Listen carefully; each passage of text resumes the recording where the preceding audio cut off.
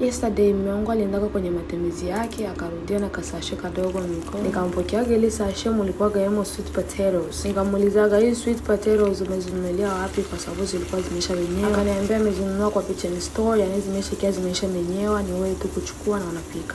Alivyoamka yeye asubuhi, the first thing yeye kuniambia ilikuwa ndio nipikie zangu sweet potatoes. Nikamuuliza yani wewe ulikuwa umeshajua ukiamka na moro ndio utakula nini? Akaniambia nilikuwa nimeshamisi kukula sweet potatoes ambazo zimekalangiwa na mafuta ya mawese kidogo ya onion pamoja na tomatoes. Na mchanganyiko wangu wa mafuta ya mawese na tomatoes pamoja na onion zilikuwa zimeshachanganyikiwa. Niliviacha hapo for about 5 minutes na vilikuwa vimeshaiva. Lakini sasa nilikuwa niko na pakula vilikuwa vinatereza hadi nikaanza kujiuliza hivi viazi vimeiva. Nikacheki mitambo nikaona vilikuwa vimeshaiva. Nao nilianza kumpakulia viazi vyake. Aliniambia eti nimwekee viazi 4 na mimi na watoto tuache viazi vyetu 4. Akaniambia nimpakulie na kidogo ya wali alafu nimwekee na mguu wa kuku. But now I want you to take a first bite. Now open your mouth.